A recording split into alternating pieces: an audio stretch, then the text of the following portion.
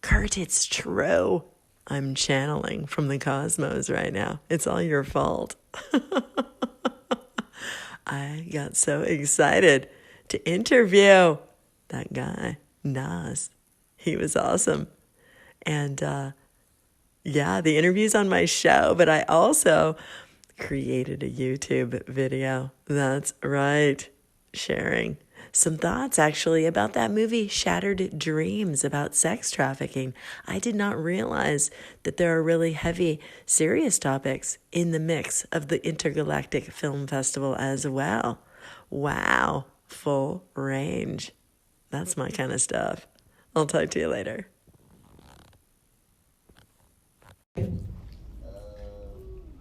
And you guys, some of the filmmakers, come on up here. We're going to ask you guys some questions. Also, I'm going to simultaneously podcast. I have a podcast called Inspirado, Projecto, and I'll be interviewing you guys all throughout the time. So once I upload this stuff, I'll be putting it on the KaPow page and a Facebook page, and everybody can check it out. Here, would you like a... Oh, a mic. It's my phone. Yeah, and you can pass that around to these nice folks. All right.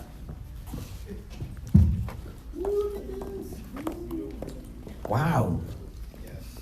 You guys did such wonderful films. Holy cow. Look at all you guys. Okay, so could you hand the microphone down to the fellow way at the end there? And, oh, there he is. So, what film did you work on there, sir? I acted and edited the Tip and directed David's Hunterverse. Very good, very good. So, what kind of cameras do you guys shoot on? Well, David's Hunterverse was actually iPhone what? It was just an iPhone. It was just, we improvised like a shoot and just went to town in post-production.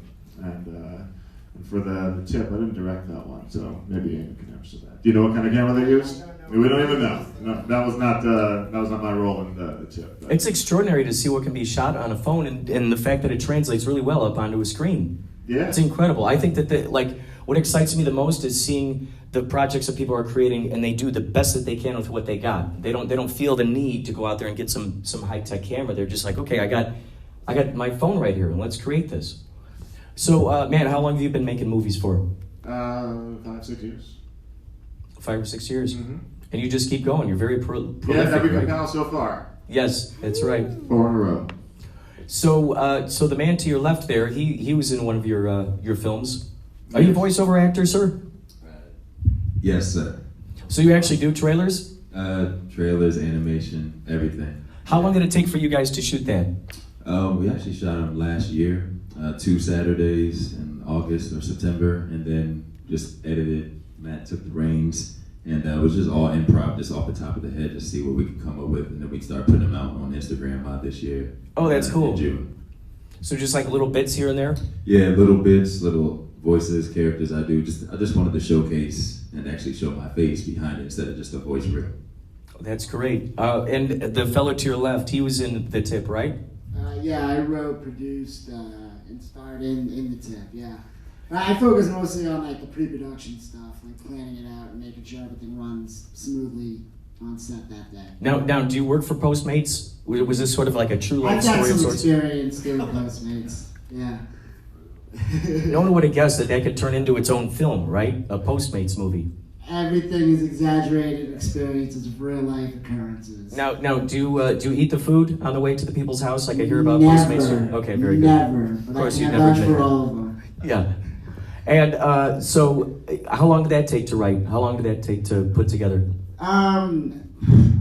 6 months. I mean, the actual shooting was like a day of principal photography, and then we did a couple of days of pickups to fill in the gaps. But I started writing an actor's reel for myself, and then out of the actor's reel came the story. So I was already in writer's mode, and once I actually was in writer's mode, it only took a couple of days to really sort of hammer it out. It's always exciting to me to see how the process unfolds. Because Yeah. you never know where it's going to go. You might even have this whole thing planned in your brain, but by the end of it, it kind of becomes the thing it wants to become, doesn't it? Yeah, it's momentum. As long as you stay immersed in the environment, then it takes care of itself. Can you pass the microphone to that fella to your left? What movie did you work on, sir? Oh, I was a writer director of The Starry. By the way, you did really good. I was very. So you did The Starry, and what planet did you shoot on? So we took a crew to a spaceship and we asked Elon Musk to take us to Planet 46. No, it's actually New Mexico. It's a Navajo-owned territory called the Bastille Wastelands, and I was assistant directing a feature film out there, and the locals heard me talk about sci-fi at a bar, and they were like, well, we got a place for you. And they took me out there, a 45-minute drive in the middle of nowhere, and I thought they were going to pull a prank on me and just kind of leave me out there, honestly, because I barely just met these gentlemen. And he just told me, just walk over this hill and you'll see exactly what we're going to show you, or we wanted to show you. And I was like, okay, you're not coming with me? He goes, no, you need to experience this landscape by yourself. It's kind of this, feeling thing. And I was like, oh, okay. I walked up, and sure enough, boom. I saw the landscape, and I had written this short called Starry, and I just didn't have a home for it. And they showed it to me. They just said this, Of course, I was drunk saying Starry story at the bar, so they picked the place, and it was a blessing because they didn't have to do that. And so I saw it, and I said, I know where I want to shoot it. And that was it. So out in a place like that, do you need permits? The Navajo Film Commission has their own little home, but they gave it to me for free. They were just like, I love it. Show our landscape. We want people to see it. This is our home and our land, and it was beautiful. And I was like, absolutely. And so, isn't that great when you really see the kind of cooperation that can happen with people who are just like, yeah, please, here's my land. They're not going to charge you $5,000 or $6,000 just to do a straight shot there. Absolutely. I mean, it did come with rules because we were not allowed to have oil-based anything, no generators and nothing, so everything had to be battery powered. So we had these crates of batteries for the camera and the lights, and we were dragging, and my crew was like, we love you, we're dragging this thing in the middle of nowhere. I was like, oh, it's going to be best. It's awesome. Yeah. Can you pass your microphone to the fella to your left? Now, what movie did you work on, sir? I worked on Space Castle. Oh, very good, very good. How long did that take to shoot? I think it took 2-3 days. Yeah, we, Oh, that's it. my name's Crystal. I directed, played the princess in Space Castle. Yes. We shot it in 1 weekend. Zero budget. It took probably 4 months to get it together. Yeah. That's great. You guys did a great job. Could you pass the microphone to him, please? I just found out we got to. I'm gonna get the essential ingredients here. What movie did you want? I also work in Space Castle. Were you the astronaut? No, that was my roommate. Actually. Oh, you were the android. I was no. Just looked just like it. I was the assistant director. Yeah. You guys look like you had a lot of fun making that one. Yeah, it was awesome. It was awesome. It's great. It's fun when you just follow the inspiration. It just kind of takes you along, right? Yeah. Like, okay, let's do this next. Could you pass the microphone to this fella here, the tall man? One of the two tall men up here. Which one did you work on, sir? We were the first video, Asian Sheep Competitive Winning. That was an interesting, like, sort of vampire story. That it's a completely unconventional way of showing how a vampire is. I love the fact you brought your whiskey along with you. No. So, I mean, the cinematography, the editing, it was just great. It was just so cool. We cast our editor, actually, in our video. Oh, that's Yeah, cool. right here. Oh, that's cool. Could you pass it on to this fella, please? Were you one of the guys who... Oh, no, wait. You were the guy. I was Oh, jeez. actor. Holy cow, man. You had that dead stare. Did you just go, okay, I need to be dead inside. Let's go do that. Well, the headphones and the glasses really helped. That was cool. get a character. So were you listening to this song the whole time? It was in my head. Mm. It's not in the earphones. Oh, my goodness. Could you pass it to this young lady here? And Hi. so now, what was your? I know you were part of this music video, right? I was, yes. I was the female in it. The only female. Oh, that was good. I like the twist ending. Yes, absolutely. That was cool. It was very bloody, and we were shooting a lot late at night, and he was chasing me down the street. It felt very real sometimes.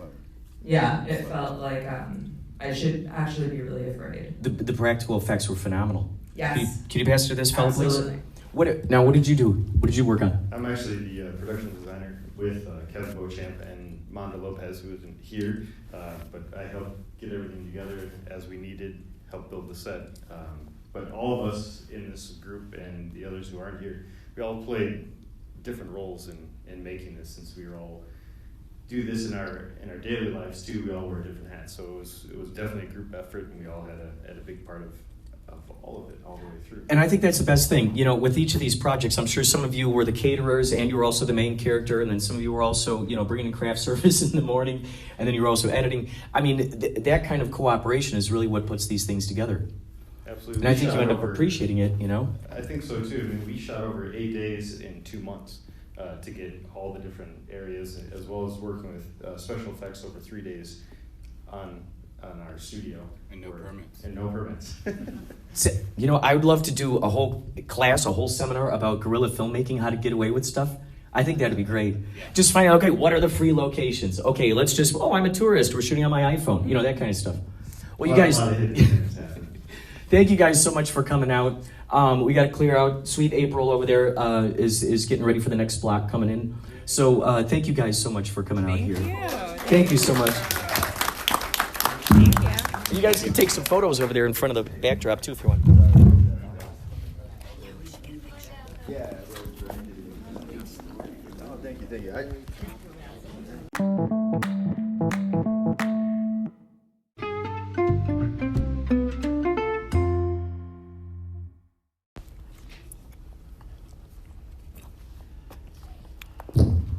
Dig that, huh? Look at all that talent. That was astounding. No shortage of talent there. Every single project had such commitment. Do we have any of the filmmakers, screenwriters, anyone who's involved with any of the productions who are here and might want to come up here and talk a little bit about your special projects? Yes, come on up. We have microphones for you too. All right, if you could start at the end, get at the end there, and then we'll have it, we'll go down like a domino. So our next one is coming up at 5, so we're gonna kind of make this semi-quick. All right, sir, what is your name? Hi, my name is Nick, and I was the co-creator, co-writer, and director of Fan Club, the one about Drake's family. Awesome. Wait, real quick. So, what gave you that idea? It was so unique. All the performers in the movie are on an improv team with me. The woman who plays Genevieve is my wife, Muriel.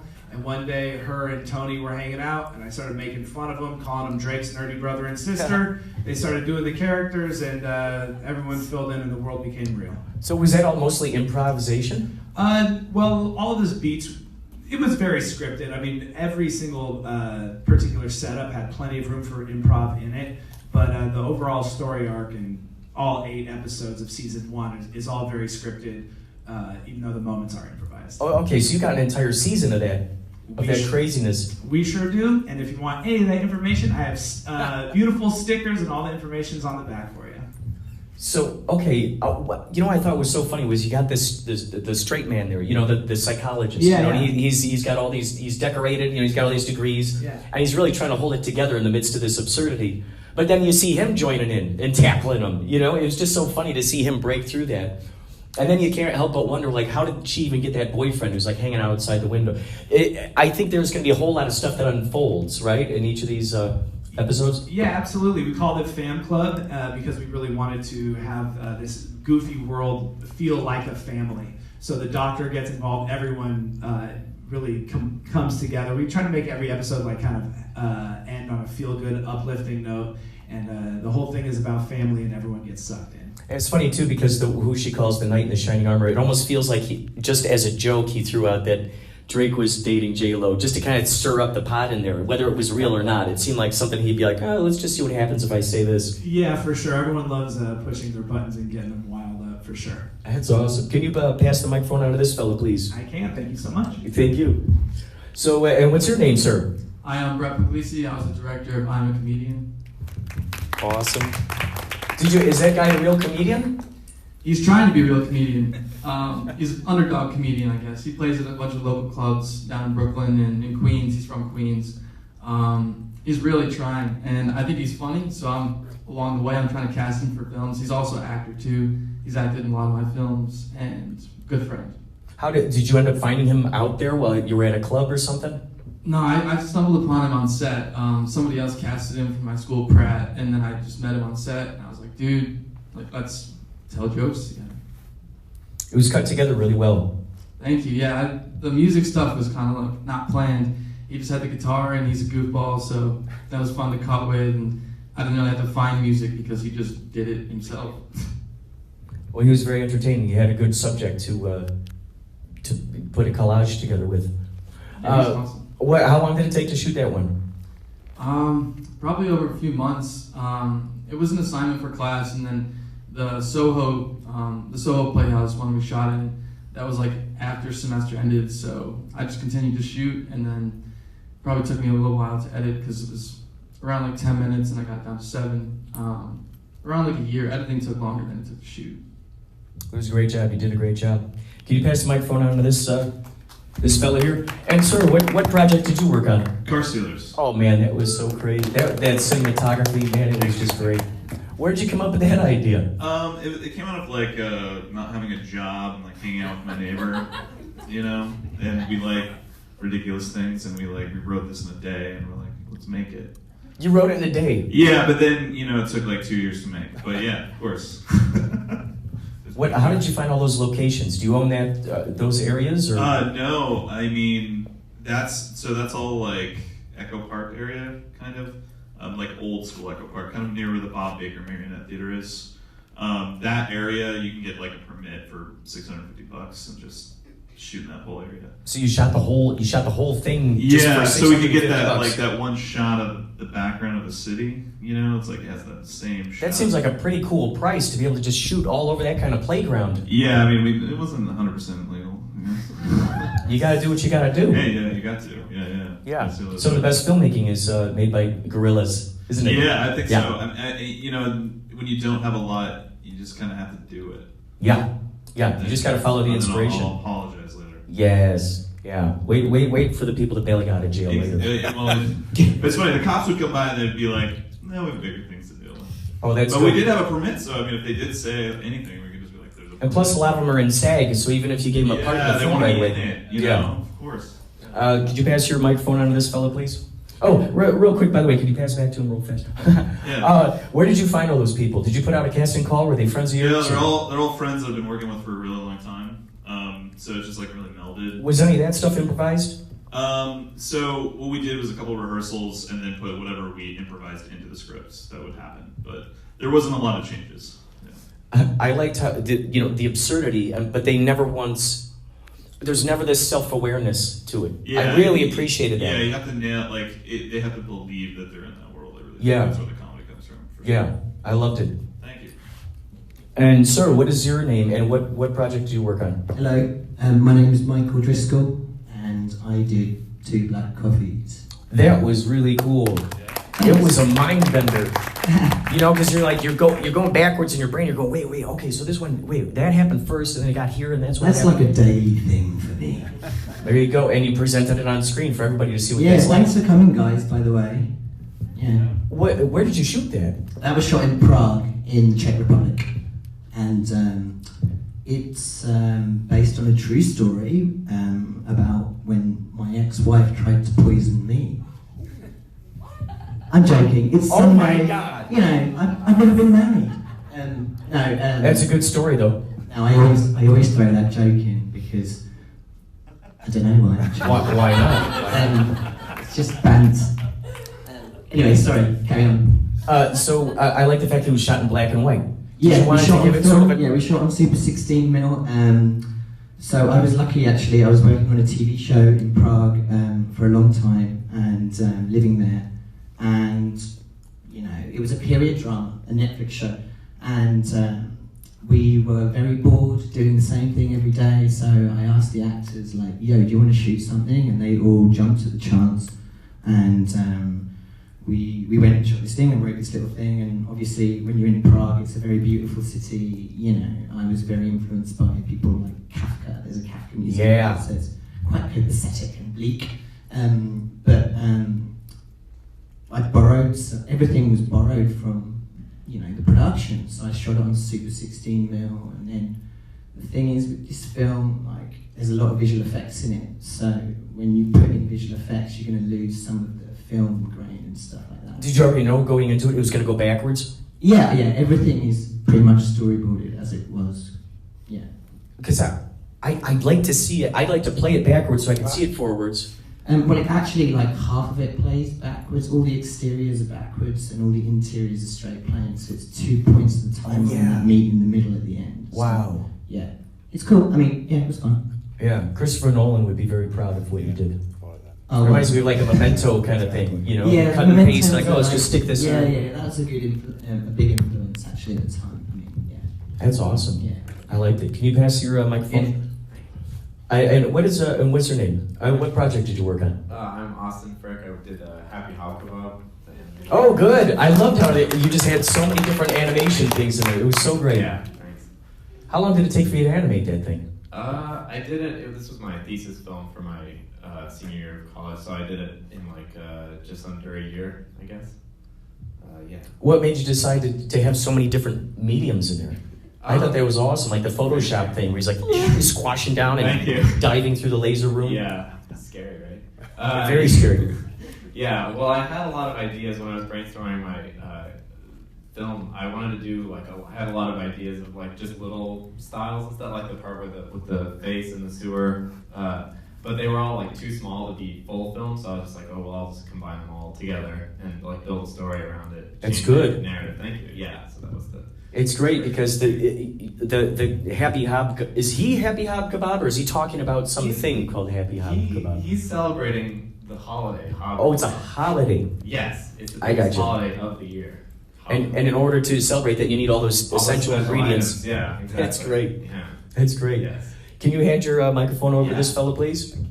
We recognize you as a returning champion, now, don't you? Yes. So Under Great the to see you, Flowers, Kurt. holy mo! How long did it take for you to edit that? About a month and a half. That's it? Yeah. Dude, how many people saw that we're here for Under the Flowers? I mean, there was just so much. There was so much going on. Thank you. How did you know when to put a sound in there, or when to put a sparkly thing that flies across the screen? You know, I'm just a monkey, and I go, whatever feels good, and just throw it on there and just do it. That's the key. This is the kind of project you have to keep watching because there's so much assumed. Yeah, that's true. It's like like Big Lebowski. You got to keep watching it, and you see more and more of that type of stuff. Exactly. This is kind of like something like that, where they're talking about things that, you see there's a history there, right? And then the audience is going, whoa, there's something beyond what they're saying here, right? And we're basically, I'm looking at this almost like a book. And we got one more chapter in the book. And then, of course, Under the Flowers will continue. It'll be exploring different parts of the universe, but one more chapter. And we will follow what happens with Charlotte as she got her wish and she's back. But where is she exactly? And so that'll be called Catch Your Death. And we're looking to do that hopefully next year. Who knows? That's incredible. Yeah, so we're excited. We have a great cast and crew. As I always say, they're the best. They pull me over the finish line every time. Do you have any influences that you feel that you infuse into it? Sure. Late 60s, 70s, horror, graphic novels, Neil Gaiman, just a whole stew of stuff. You guys, thank you so much for coming out and being a Thank part of you. the shenanigans. I'm recording you on my podcast, by the way. It's called Inspirado Projecto. It's that green one up there. So I'll be passing it out onto the KaPow Facebook page and everything, so you guys can listen to it and all that razzmatazz. And so you guys can take some photos, because then the next block is about to come in at about 5. Well, so thank you you, guys. everybody. Thank you, everybody, for coming out. It was so great to see you up on the big screen. Oh, thank you. And I'm sorry for the thing to do. Oh, no, don't worry about it. Don't worry about it. No, I'm so happy that it all worked out. Yeah, I am too, Kurt. Really, I was really worried. Should I meet you tomorrow at LA? And I didn't know. I'd also had the script for Dark Real at this point. I remember just finished the script for Dark Real, I think. Just done the last draft on that. Or, no, because there was another draft after we met on Dark Real, remember? Yeah, there was. Okay, so basically we had met and we had talked about basically And I wanted to see coming on board to produce Dark Real. Now, when I say David Lynch fan, I'm from the hood, man. So I didn't like behind the scenes and the whole history behind all the Lynch, world. Didn't know anything about it. I just loved the guy's style. I knew something about it. I was sitting there. and I was familiar with it. and we met. And I was a hardcore gangster at the time. You know what I mean? Like, But here at the Pizza Cookery, and yeah, you were asking me about films that I like, and obviously that did come up. The subject of Twin Peaks, I believe, came up. Yeah, maybe. It did, yeah. No, yeah, it did. And yeah, I remember, yeah, I intentionally at that point didn't put Twin Peaks actors in Dark World, even though I knew a lot of them, because I thought it would seem like too much of a reference. Because before that, I'd just been on the Fire Walking DVD not that long before, and I thought, okay, it's going to look like too much of a reference if I do that. But now, I'm different about that now. Yeah, and I'm different about that now. And when I saw his... Because in Non Killer Fiddy, there's a whole bunch. I got Owine is going to be in it. Jake is going to be in it. I got a whole bunch surprise of for you too. I can't tell you right now. Cheryl Lee, I've been telling forever I'm going I got a surprise. She was almost in Spreading Darkness. I got a surprise for you. So whoever did David Lynch, I got a surprise for all y'all. Good. Because that's what I do. That's a sign. I pull stuff out of my back pocket. Yeah, and he's like, What's whoa. this? I'll tell you offline. You're a gorilla. Now you've got my interest. And if I tell you that, you know, because I can't hold. Sabrina was almost able to make it tonight, but I let her know too late. I let her know 2 days ago. But we're doing there's going to be another dinner. October 6th is the next one. Okay. You got the telephone story, bro. The ring. Oh yes. So we're there, and there was a ring of the telephone. We heard a phone ring in this pizza cookery place. I was a blacksmith in Hollywood at the time, bro, and you know, and he was director, and his father connected us after me and his father met at the burrito joint.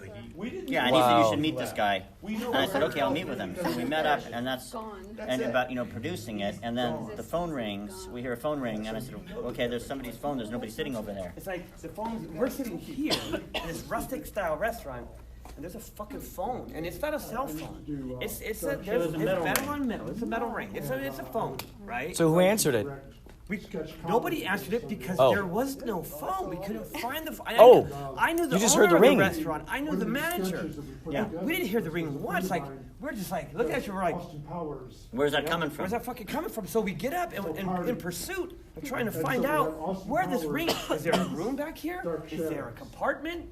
Did the wall get built over, constructed over a damn ring?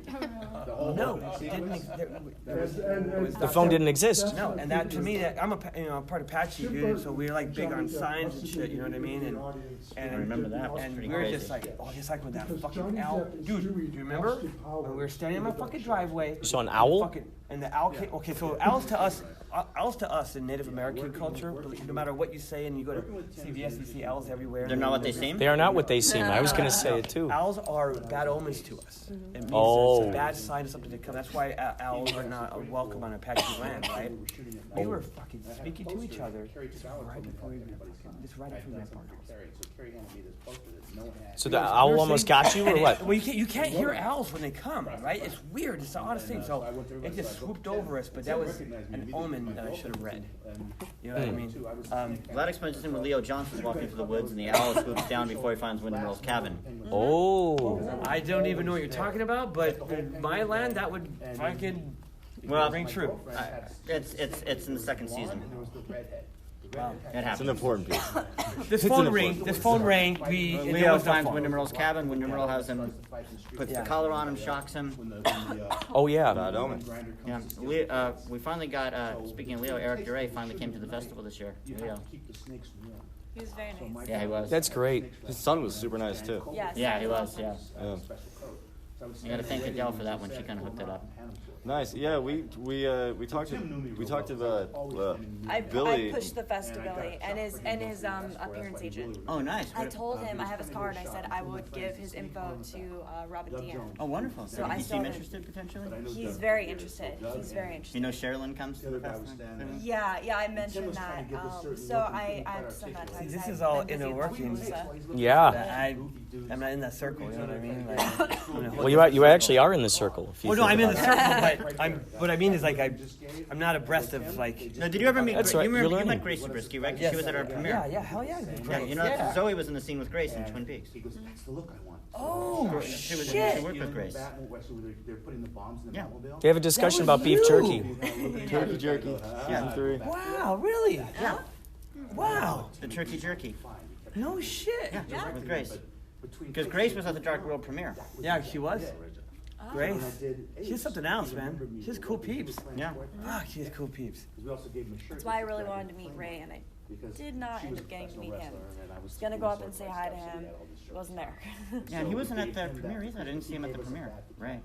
Yeah. I don't even think he was there. So listen, you guys, I hate to say it, but we should probably start heading out of here so that all the And I think employees can... Tiffany and other people will be there. You guys, we should probably bust out of here just so... Oh, by the way, I'm Kurt. Nice Eric. to meet you. Nice to meet you. Hey, man. Eric is your name? Yeah, Eric. That's my middle I don't name. get my shit There's a down. Josh, that's my brother's name. Eric, that's my middle I'm name. Hi, I'm Kurt. Cindy. Nice to meet you, Cindy. Likewise. You.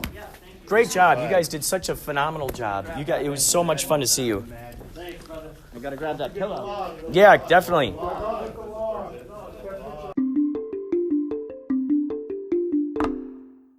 Keep it. So it's the three of us, and we do everything. Always. Everything. We you have build this whole thing by yourselves, the three of you?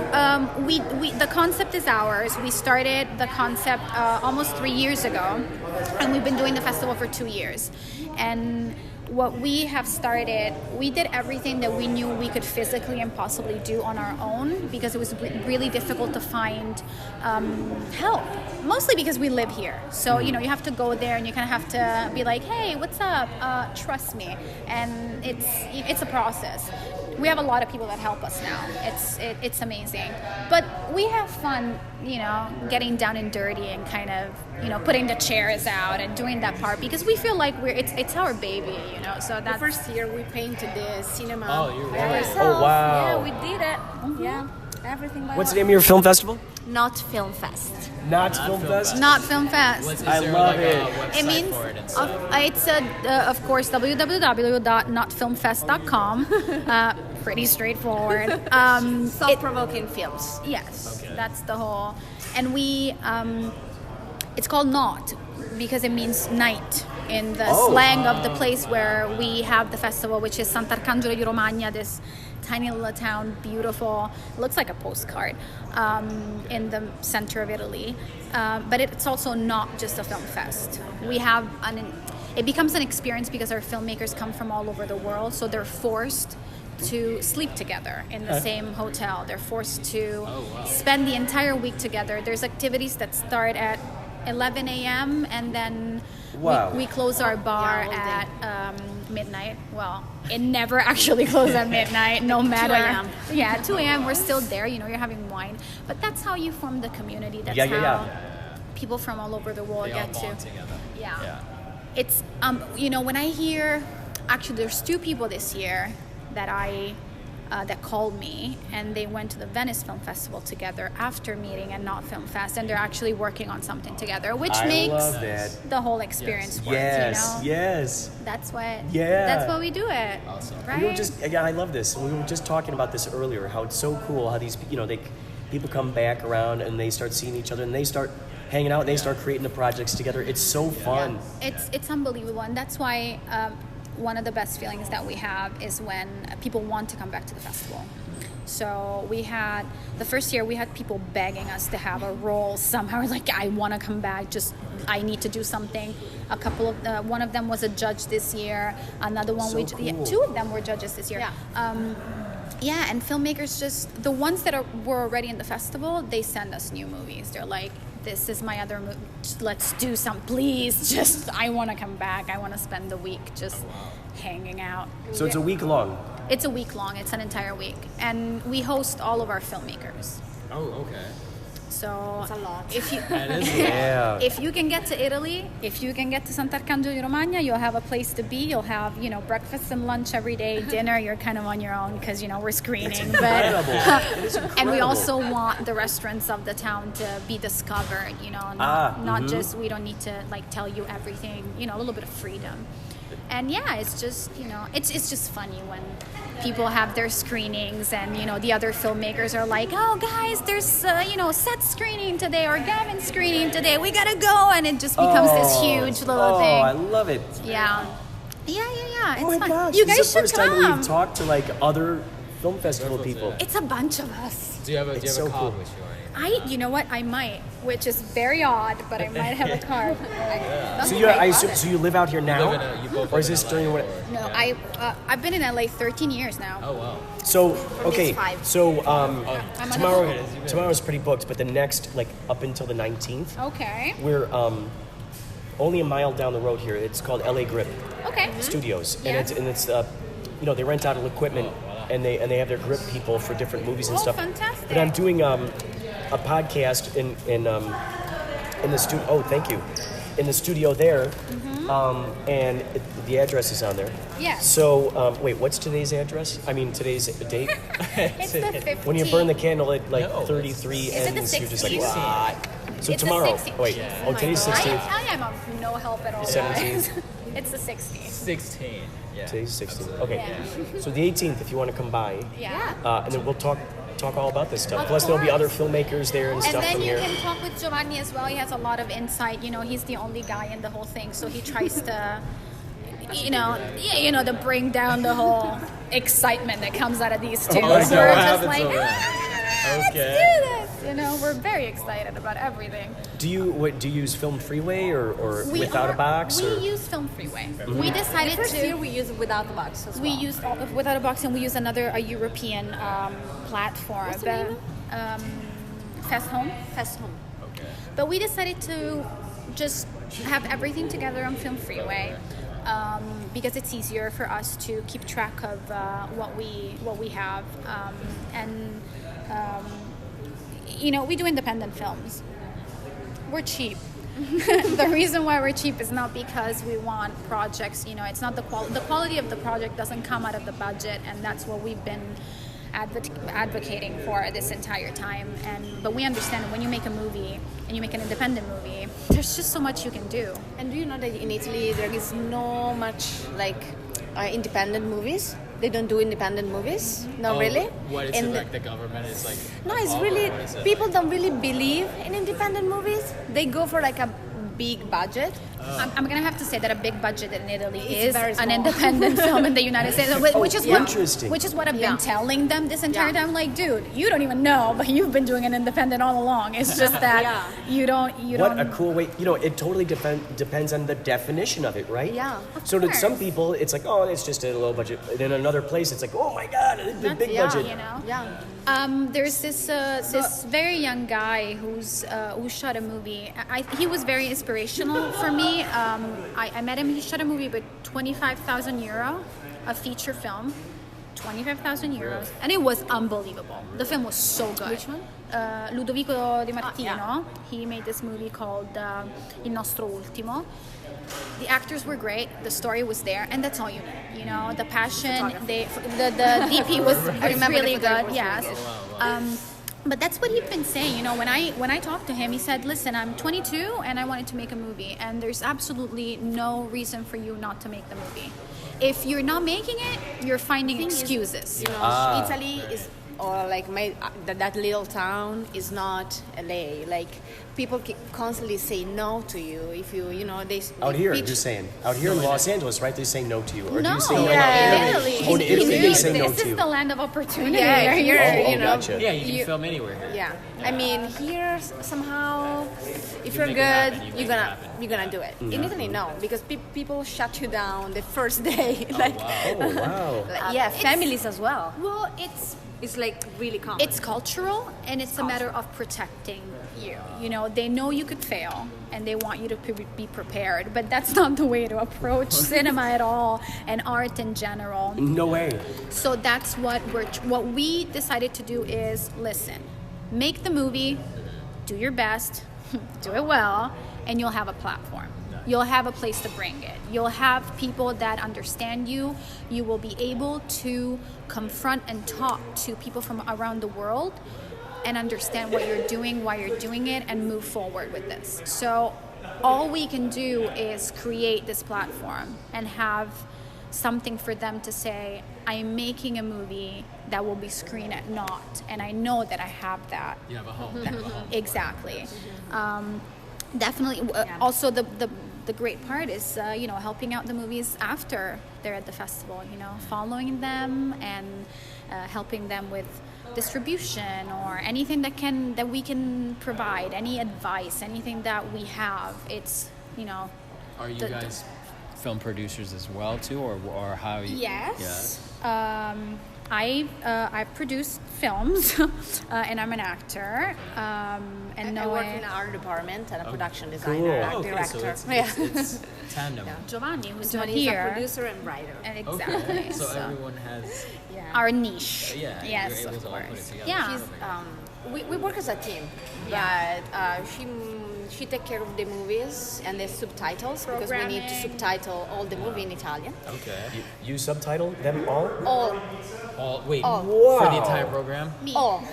Whoa. All the movies. Single-handedly almost. Whoa. All the movies. When do you begin actually building this place? So, well, we already started. So the festival, even before the festival was happening this year, we had already opened for submission. For the I need time to get enough movies to then close the submissions, for me to have enough time to program it and then translate everything. Whoa. Yeah, and the good thing is that almost everyone has, and that's the thing. Hi, independent filmmakers that are listening to this, please have an SRT file, because English is not the language spoken all over the world. You need to be prepared for foreign festivals that will put you on the map, but we don't speak English, so help us out. So that's the most common file that they would need for? They need a subtitle file. Okay. I need something that I can take, translate, which is the easiest process, and then just go beep beep. They have their time codes, it goes perfectly. Check your time codes is super important. When you start getting dialogue lists or shooting scripts, don't do that. With the little note, P.S. we improvised a lot. Oh boy. Yeah. It makes it really difficult, and I think that's something that will start putting independent films on the map in a more serious way, is where you do your work. And you do your work in pre-production, you do your work in production, you do your work in post. And when you're submitting to festivals, be prepared for the festival. Do you put on Film Freeway, can you subtitle your own film? Yeah, of course. Do you think anyone reads that? It's long. No one reads that. Yeah, it's true. We're learning the hard way to communicate to be open. And I understand that sometimes it's not, when you tell people I need to I need to subtitle the film. I get that, Italian films are usually, they're perfect, because in order to send them anywhere that is not Italy, they subtitle them in English. So I'm like, done. Everyone else, it's pretty difficult. But yeah, we have everything written down, and now we're starting to understand what do we really need, and what are the issues that filmmakers have with. What do you do if there's a movie that's from Japan or something? We subtitle in both languages. We subtitle in English and in Italian, so that our So what? You're learning Japanese while you're trying to subtitle this? No, English is the common language. So I asked them for dialogue lists in English or SRT files in English. Because I assume that if I have someone foreign, they speak English. If they don't, there's a lot of great restaurants in Sant'Arcangelo that you can go to while the movie is being screened. You don't need to watch that one. Yeah. Because I can't possibly. You can only accommodate so much, right? And there's room for just subtitles are, you got to read while you watch it. I understand, but I hate dubbing. I mean, it drives me insane, so we're not going to do it. No, I can say it. I come from a country where they dub everything, and it sucks. Yeah. When Italian people say, oh, well, Robert De Niro's my favorite actor. Oh, well, guess what? You've never heard him talk, so you don't know. You don't know. Do they always use the same actor, you do think, to do that voice for those guys? Which is unbelievable when Al Pacino and Robert De Niro have the same voice. Oh, God, you're right. Well, I mean, you're destroying the work of an actor. Oh, boy. Because I do a lot of voiceovers and I do a lot of dubbing. No, I understand. But I do. For what, Yeah, I mean, I do end up playing a lot of, for me, since I am African American, I do end up playing all the African American, because I do it in French, so I end up doing all the African American actors here in French. I know. But no, I can see that aspect, because it's you're not. the It's like a actor, kung like you fu said, like film. you gave a great example by Robert De Niro. That is not his really. That's not really him. That's not his emotion. That's not. Wow, Yeah. how so, interesting. Yeah. Wow. So, Of course. I mean, A whole new dimension. absolutely. In Italy, Eddie Murphy has a specific laugh. Yeah. That Tonino Colla, which is the, if I'm not wrong, he's the guy who he's dead, I think, that used to dub him. He came up with this laugh. No, I'm not gonna do it. I can't do it. Like, please. Very nice. I don't. like it. We gotta hear that. But it's really, really funny, and I was there when at a restaurant, the Italian chef of the restaurant, approached Eddie Murphy and started asking for the laugh. Do the laugh, do the laugh. The guy had no idea. Oh my God. That was something that in Italian he was doing. I didn't think about that. That a lot of these actors have no idea how the other voiceover people. I want you guys to hear it. It's hilarious. So this is the Italian Eddie Murphy. Oh wow. So they wanted Eddie Murphy to do that laugh. They did not understand that that's not actually him. Like, how do you not? I mean, Oh my It's gosh. completely different than his. It's incredible. That's what we know. And you've been hearing it for such a long time that now you think that this is it. Yeah. Of course. I mean, I'm not hating on. I mean, we need dubbing for video games and animation, and that's it. Well, I mean, background noise. I think it's just you have quite a few people that do like the subtitles, but you do have people that for them, like you get certain filmmakers that say that it distracts them, that they like just watching the picture and actually hearing the sounds, where because there are some people who are like, well, I don't want to look down there and look at this stuff, but I mean, you want to be able to give an audience, every audience the opportunity. I think that right? But it's a huge debate. I mean, I get it. In Italy, there's absolutely no movie theaters that give films, that show films in their original version. It's really difficult to find it. And after being here for so long, Maybe in Rome. In Rome, there's like 2. It's 2. It's not enough. It's Rome. There should be way more. And I cannot watch a dubbed movie anymore. Oh, so they're mostly dubbed when they're showing All it. of it. All of them.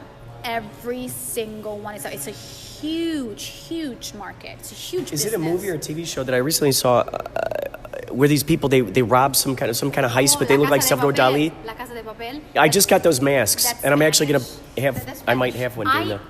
Love that TV show. Oh well, so the reason why I brought that up is because I was trying to figure out like what's going on with this red costume and the Dali face. I'm a huge Dali fan. Me too. High five. And high five to the surrealists.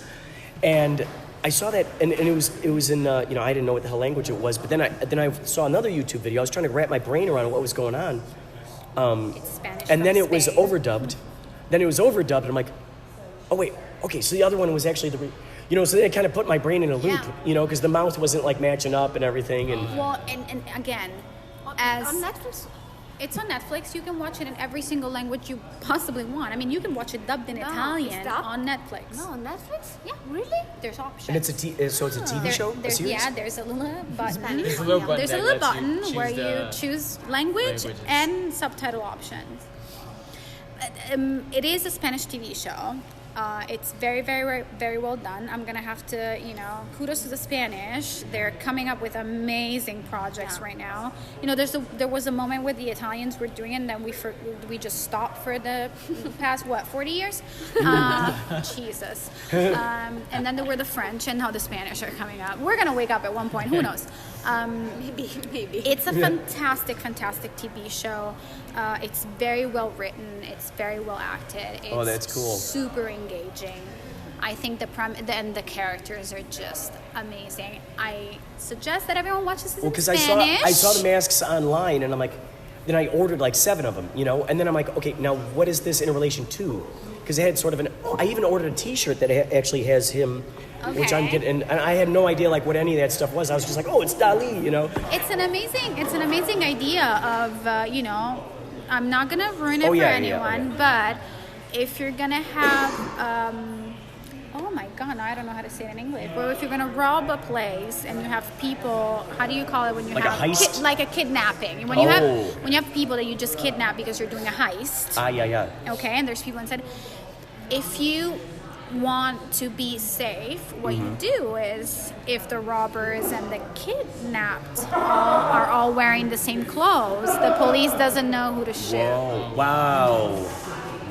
As easy as that. Wow. And they came up with the Dali thing because That is so brilliant. It's oh my God. I hope that really forces a lot of people to start investigating Dali again. One of my favorite documentaries is Soft Self-Portrait in Orson Welles. Have you ever seen that one? I just spent like 20 days in Spain, like Yeah? in September, like from August 15 to like the first week of September. So I'm like, I love Dali. I love Spanish culture. I'm like, I feel you. Did you go to like Malaga or what? I went all over. I drove from Madrid to south. To so south, okay. Granada, Sevilla. Oh wow. Whatever. What else? I don't know, remember. dude. I was Tarifa. there. Oh, Tarifa, yes. Yeah. So you probably went to. Did you go to Ronda. Marbella? And I haven't been, but I passed by. You passed by. Well, ladies, I'm just realizing that the movie you're here to see might start soon, and I don't want to keep you. We've seen it. Like, I've subtitled it. Do you want to you know? subtitled it. Do you that's right. It was in your festival. I know. It's I've seen it. We've They seen it. won a film festival. Hi. Out in Italy. Hi, Alize. Nice to meet you. Nice to meet you. Hi, Noemi. Nice to meet you. Hi, from Italy? Yes. All the way from Italy. We're waiting for our business partner, and we came to support. They them. do the Who's Not sitting outside? Film Fest. They were just saying they build the entire festival. They have activities all day.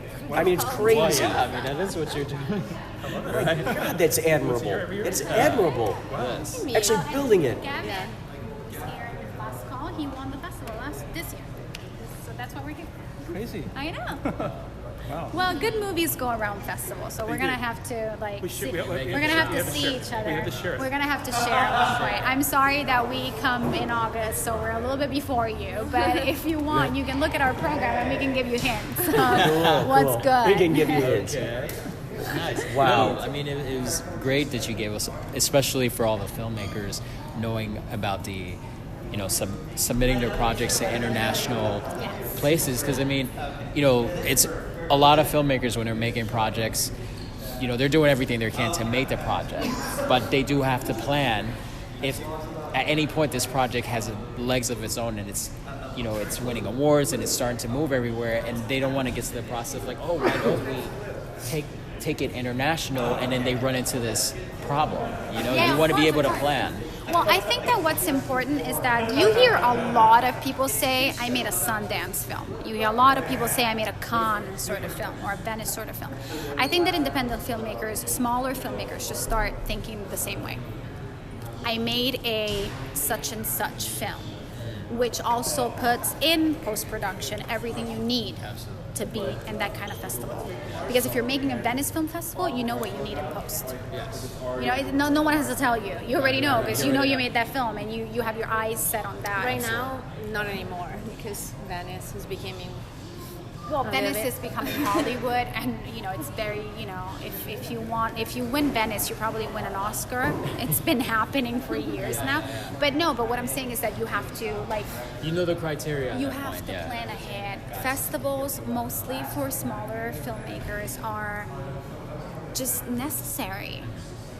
Absolutely. And do you guys have a lot of international submission, or mostly? We've had. Actually, what was it last Kuwait. year? Last year we had Switzerland with the crypto. They had a film entirely from cryptocurrency, funded. Yes. So we've had all kinds of. We do have like a major Japanese influence as well too. So we've had filmmakers come from all different parts of the world. Yeah. So it's exciting when they make time out to come all the way out to spend all that money, and whoever knows how much money they're spending in the hotels or for the Uber rides or whatnot. For any filmmaker in any process to get to actually see their project done from the time they in LA, because from the time they started and all the hard sweat and work that they put into it, and now it's actually done, they get to present it, and they get to show all their family and friends and industry people. So it's great for them, you know. Yeah, you know, that little laurel, it does a lot to someone's. I wouldn't call it ego. Just you need that. You know, that's why you're like doing it. It's like a positive reinforcement for them. Yes. You're doing it. I mean, a film festival in LA, it's a film festival in LA. Los Angeles. You know, like if you are from all over the world. That's a good way of putting it. Yeah. Yeah, like I can think that for like an Italian filmmakers, you know, go to LA to screen the movie for the first time, maybe it's like it's a dream. It's a dream. Yeah. Well, I mean, vice versa too, because you gotta imagine. So wherever you're coming from, right? You've been influenced from wherever you've been brought up, and now you're bringing your project to somewhere else where you maybe you've never been there before, or you're presenting it to a whole another audience to see your perspective, so it's it like gets a vice peek into your versa. reality, huh? So it's like even Americans doing, presenting their stuff in Italy.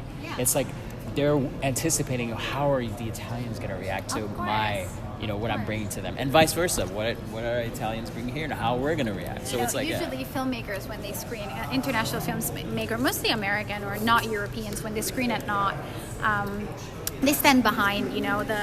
Our outdoor cinema has the screen and all the chairs, and then we stand behind right next to the projection little booth, with a beautiful backdrop of the medieval city on our right, just happening. It's very nice. It's just Italy. No, it's just here now. So we're usually there in the back with them, watching what the audience watching the movie, and and they're so nervous. They're super nervous, and it's like it's a great feeling. Like they're nervous to show their movie in our little town. Oh, I love it. And it always makes me think of wedding. When the bride is coming down the aisle and you don't really want to watch her. I mean, you take a peek at the dress because come on, you're gonna look at the dress. Oh God, that is crazy. But you look at the groom, and you look at how he's doing. Right. It's how he's reacting to it. Same feeling, Oh yeah. That same feeling of anticipation. Yes. It's fantastic. I love that. It just pays off for everything. You have all these emotions going on with you at that moment. It's how much work that you've put into it, and now it's finally it's like you're letting your baby off to the world. That's oh my gosh! Oh my gosh! The chairs what? and everything. Oh my God! Yeah, that's Ladies, this is incredible what you do here. It's incredible. It's fun. It's really nice. What? This is incredible. And you do create that from the ground up. Yeah, it's not there. It's just not there. Do you have to rent the land, or how does that work? Look, no, Gavin. That's Gavin winning. So wait, so it's just open land, and then it's great. Yeah. So it's just open land, and you're like, okay, we're building this here, and nobody says anything about it? No. We work with the city. Sant'Arcangelo has been very, very good to us. The mayor has been very, very good to us. They have a very important theater festival, an international one. So they were super open to do something with cinema movies. So they were really, really good and helped us out. We asked with for creating. permits. Yeah. There's bureaucracy. We have to go through the entire process of asking for permits to occupy the land. That's what it's called. It's not a super difficult project. I mean, once we came up with the whole concept of the festival, we worked with them really closely to understand what made sense for us and them. And it's been a very successful relationship. We're really happy, and when bureaucracy and the government sort of don't, they help you out and they don't just try to sabotage you, it just makes it so much easier. So because in Italy, you really need a connection if you wanted to do something. Like if you want to do something international, if you want to do an international event, you need to talk with the right people, and you try to convince them that you're doing something good.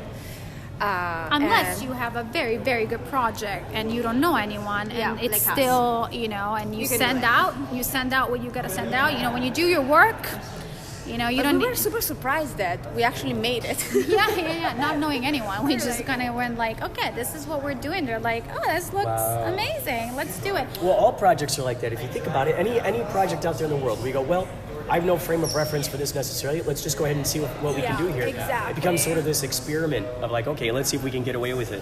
And being open to, you know, don't marry a little bit. don't marry your first idea. You know, you're not nothing is there forever. Just be open to experience, not just to what people will tell you. Not just to, hey, by the way, I think I could have done better. That's not the kind of thing I'm talking about. But do it, experience it, and learn from what you just experienced and adjust, you know, to make it always better. And to make it always better, not for yourself solely, but for the experience that you're giving out to the audience and to the filmmakers. They want to come back, both of them. Otherwise, there's no reason for you to come back.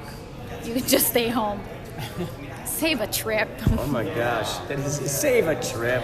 I would. I gotta go see my dad eventually, so I gotta go back. But you know.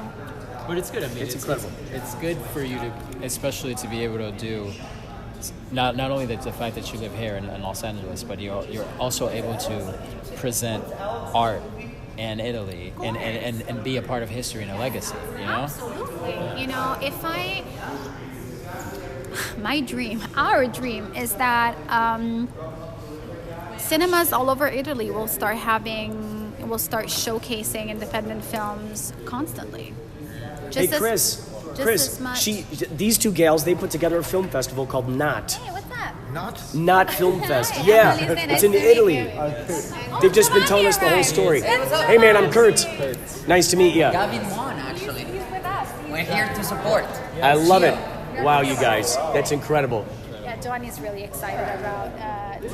Sarah doesn't know you, dude. He's like, Sarah. She wasn't in Italy though, so she's like, man, I know you. That must be crazy too. Like when you know someone so intimately through their movies, and they have no idea that you exist, right? I'm gonna go say hi to that guy. Do it. Yes. I think I've been. Yes. I've been watching him on screen and kind of I cried. Sorry, I'm just gonna endorse this film a little bit because it's amazing. I cried every single time I watched it, and I watched it a gajillion times because I had to subtitle it. Wow. But it is such a great movie. I mean, it's just it gets me all the time. I'm like, come on, dude. I'm so happy. Again, I'm gonna cry. So wait, real quick before you go, yes. Tell us your name and how people can find any of your social media whatsoever. So my name is Alize Latini, and I'm head of programming for the festival. Please head over to www.notfilmfest.com. That's not a film festival, but it is a film festival. And you can submit on Film Freeway. Shoot us an email because we like to give away discounts. So, just get in touch. I think Dali would be very proud that you called your film festival not Film Festival. I know, right? It is not a film festival. My name is Noemi, and I'm an art director for Not Film Fest, and follows us on social media, Instagram and Facebook, Not Film Fest. I love it. Thank you, ladies. And you know what I'll do? I will find all of your things, and I will send you this interview. If you give me the card, I'm going to write the email address and let me know when this goes on because we're going to...